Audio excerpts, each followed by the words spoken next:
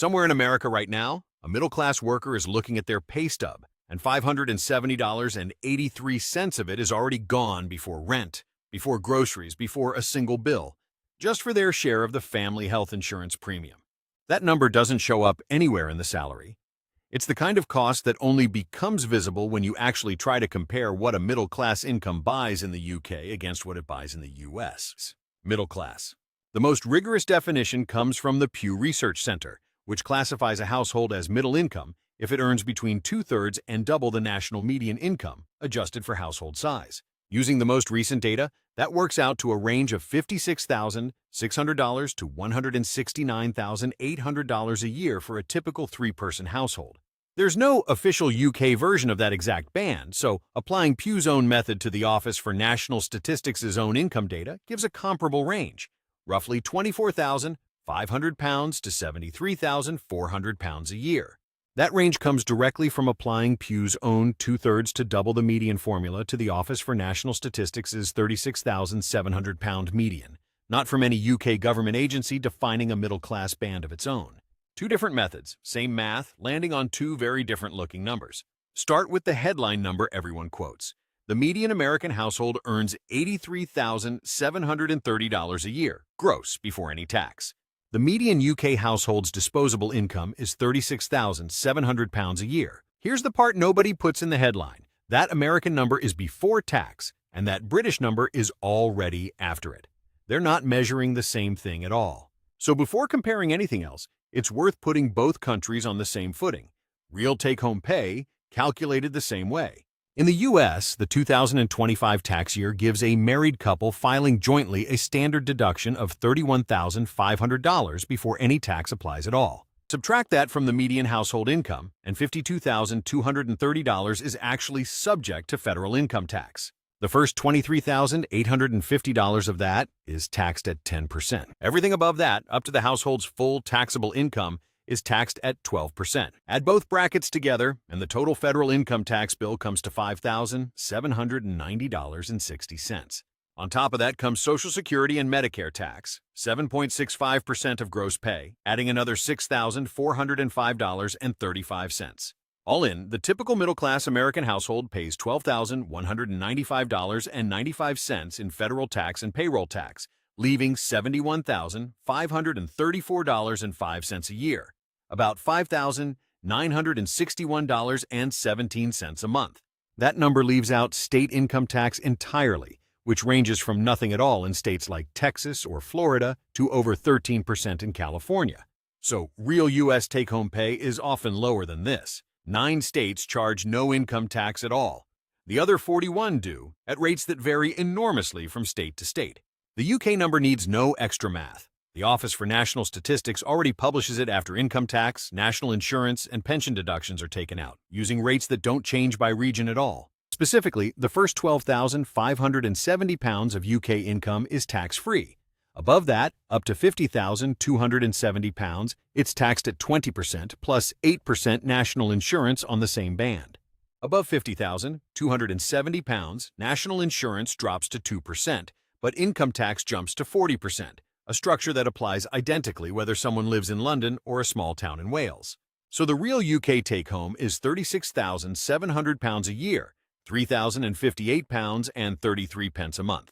To compare the two directly, £1 converts to about $1.33 at today's exchange rate. That rate isn't fixed either. A 5-cent swing in either direction changes every converted figure in this video by hundreds of dollars a year. Converted, that's $4,073.09 a month, landing in the typical British household's account. The real gap. Put on the same footing, the typical American household takes home $5,961.17 a month. The typical British household takes home $4,073.09. But what does it actually buy? Start with the single biggest line item, rent. The typical asking rent across the U.S. is $1,965 a month.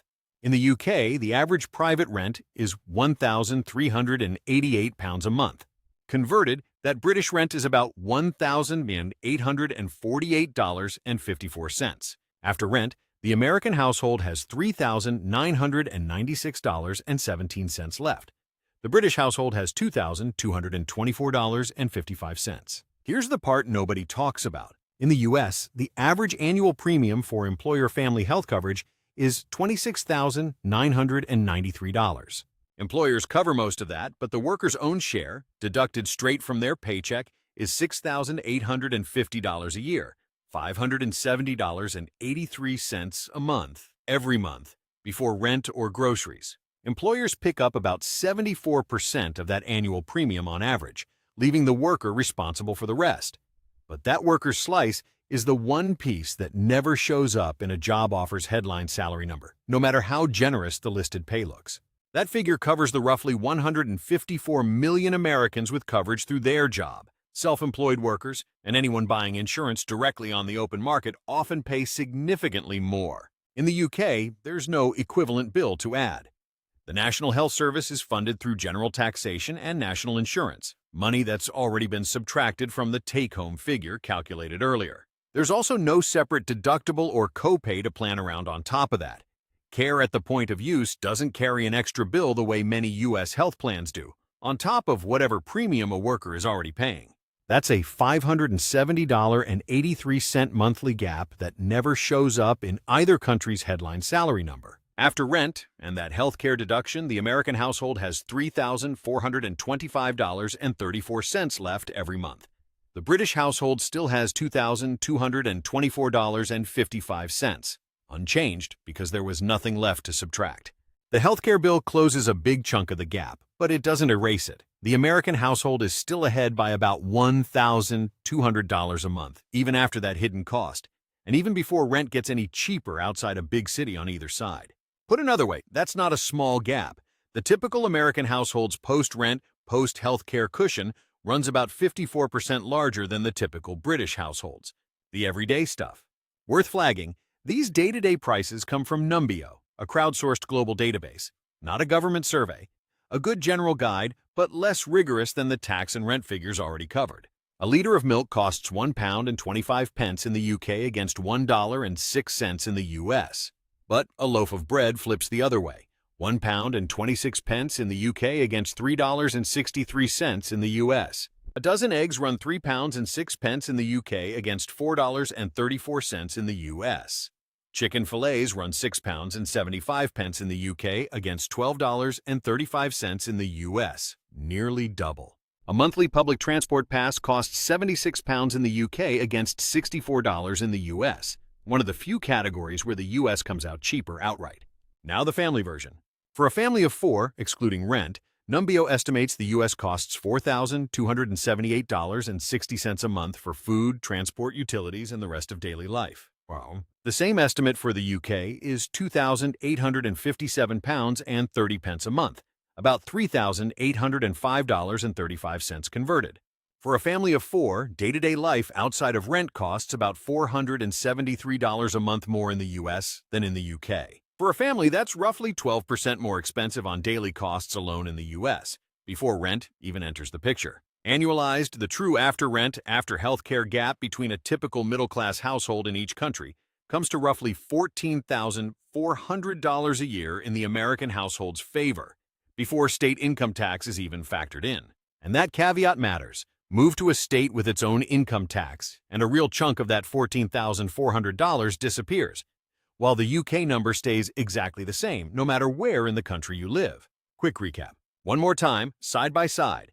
$3,425.34 left every month in the U.S., $2,224.55 left in the U.K. So back to that pay stub from the opening, the $570.83 that vanished before rent was even paid. It's real, and it's significant, but on its own, it still isn't enough to change which side of the Atlantic actually comes out ahead financially. Middle class doesn't mean the same thing on both sides of the Atlantic, and neither, it turns out, does take-home pay.